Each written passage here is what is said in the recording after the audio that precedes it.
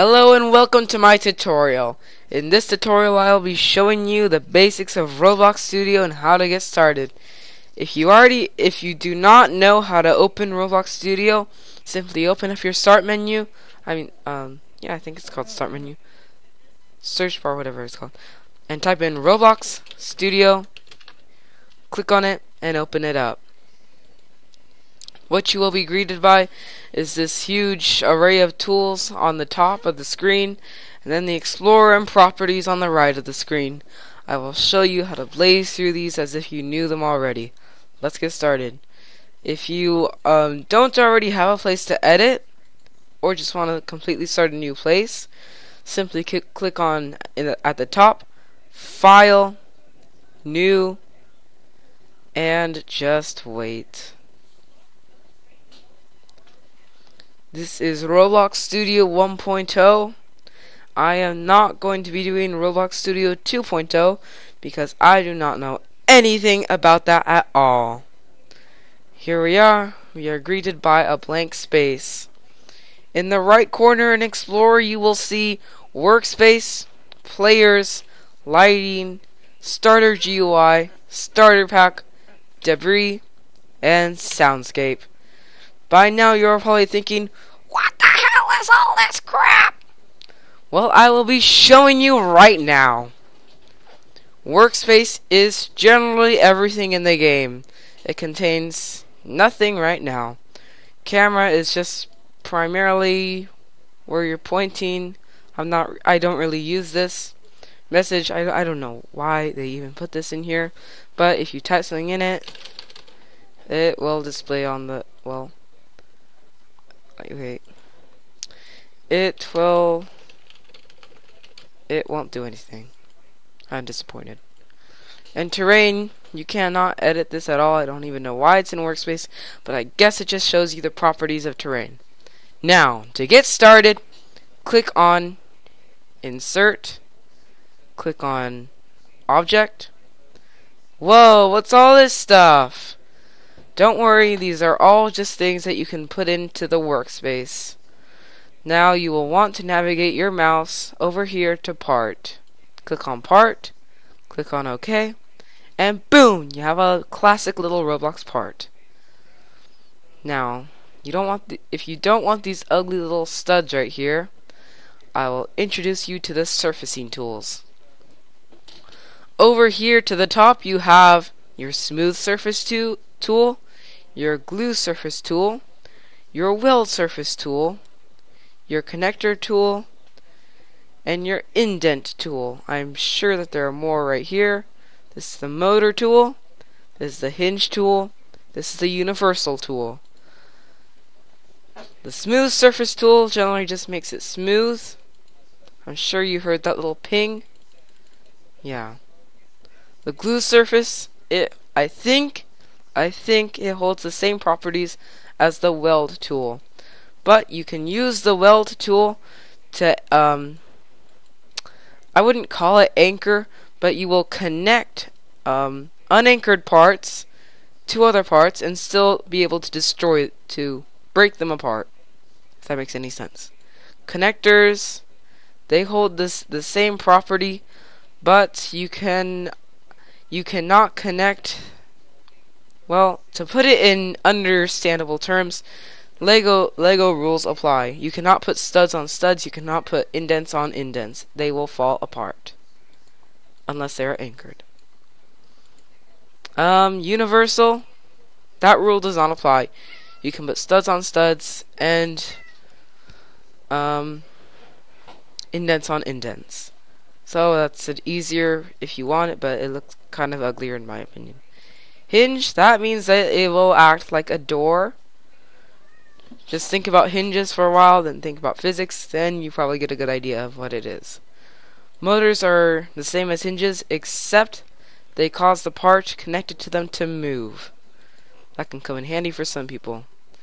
Now, I don't really like the look of a shiny little block, so what I will usually come to do, oh, I forgot to show you these little tools right here. This is your drag tool. It's the tool that you would want to use if you want to move something This is your axis tool. No, it is not axis, it is axis. There is a difference between the drag tool and the axis tool. With the drag tool, I will need a surface to show you. Let's see, copy. Give me a little second. I cannot, oh.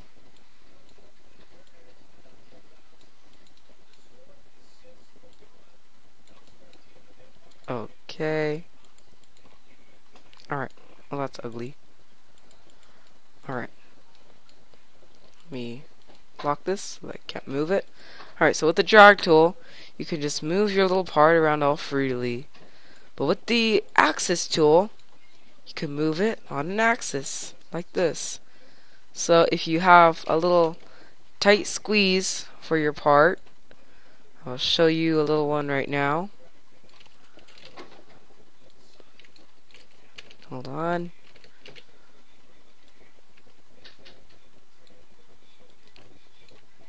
If you have a little tight squeeze for your part,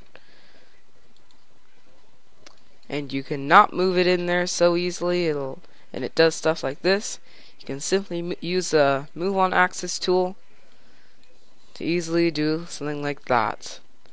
Create a beautiful little display here. Now the next thing that you will want to probably know is the resize tool, and it does just as its name suggests. It will resize the part to whatever shape you choose, like that. And next to the resize tool, we have the lock tool. That is what I did to this this green block right here. I cannot click on it, and that's the great thing about a lock tool. Let's say you're building an awesome place, and you have a bunch of little buildings on it, and then you suddenly accidentally move the base plate, and then everything gets messed up. All the buildings fall over, all the kittens fall out of the shelves. Don't worry. With the lock tool, you can lock it, and then when you try to click on it, nothing will happen. But if you hate that, simply unlock it and be able to move it again. Coming up next is the anchor tool. The anchor tool will prevent the moving of a part, just like you might have saw it peeking at the name. The anchor tool, well, let's say you have a little brick. I know I can describe this in words, but why not just show it? So let's say you have a little brick hoisted up in the air. Let me check something. Okay. So that brick is hoisted up in the air, and well, right now everything is frozen. I forgot to show you. Run the game. I'll explain that. Oh, well, that was an example of the anchor tool. Let me reset the game and anchor that. Alright. So, here's your little brick. It's anchored right now. It's hoisted up in the air. The game is running. Everybody's playing. Then, let's see what happens when the block is unanchored. It falls straight to the ground, and not a single shingle is harmed. But, for the sake of this, I will just reset the game again. You are probably wondering, what the heck did you just do right there? I will show you this right now. The run tool, well, when you start up Roblox Studio, I think that the run tool means that if this is showing right now as it is, no scripts are running, no parts are falling, and nothing is happening. But when you hit run, everything's going. All the previous stuff that was not running is, hold on. Okay. All the stuff that was not running is, and yeah. But if you have scripts in your game and you hit the run, then you suddenly pause, everything will stop except the scripts. I do not think that there is a way to stop this unless you save your place and close up Roblox Studio, then open it again. So that kind of is sucky. But you can revert everything that has happened. Let's say this block falls and destroys millions of cows and stuff. You can hit reset, and boom, everything is back to the same way it was, except the scripts. Now the next thing that I will be showing you is the paint tool. The name is as it suggests, and you can paint stuff any way you want, and the lock part of any part does not affect it. So this little block right here, as you may have learned, is surprisingly unlocked, but the platform it is resting on is locked. You can paint these parts regardless of lock or unlock. The next tool, I don't use this at all, but if you find a pretty looking part, you can use it, click on it, and you have that color. Now the next tool is very, very helpful, but it has its limits. Let me give you a nice little area to start off with.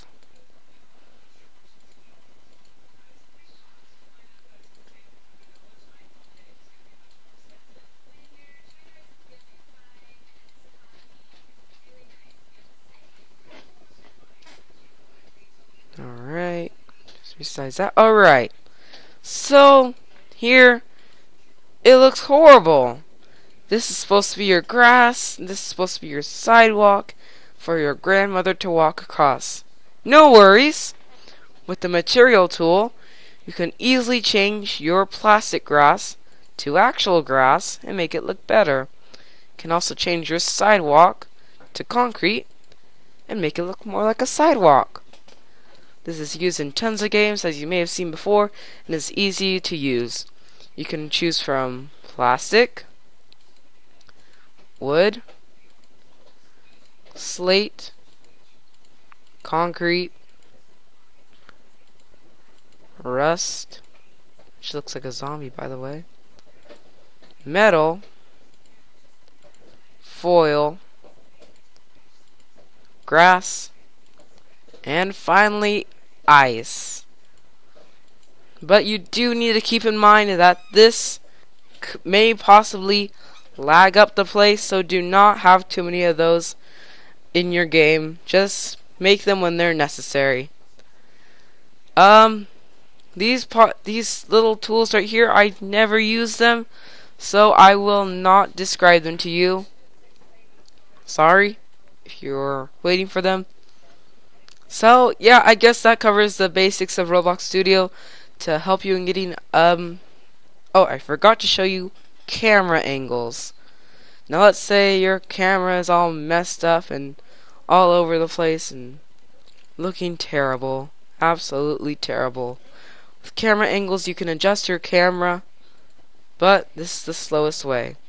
What you can do though is navigate over to your friendly little workspace. Click on any part that you can see from this horrible angle, and then click right here, Zoom Extents. This will position you directly on the part, and it is perfect if you just want to focus on that part alone.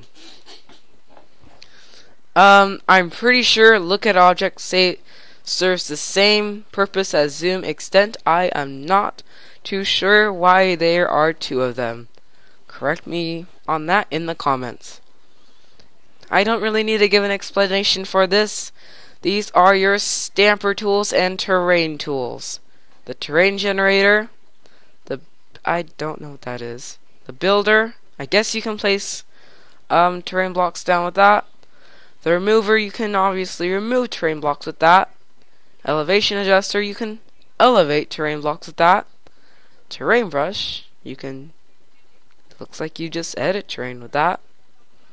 The crater, you obviously create craters with that. And the roads, which look like dirt roads or sand. Then you have your material brush. I guess that is the different materials that terrain comes in. Then you have your stamper tool. Oh, how joyful. That's it for now. I think that's enough for you to know how to get started in Roblox Studio and make something decent looking. I wish you the best of luck. Goodbye.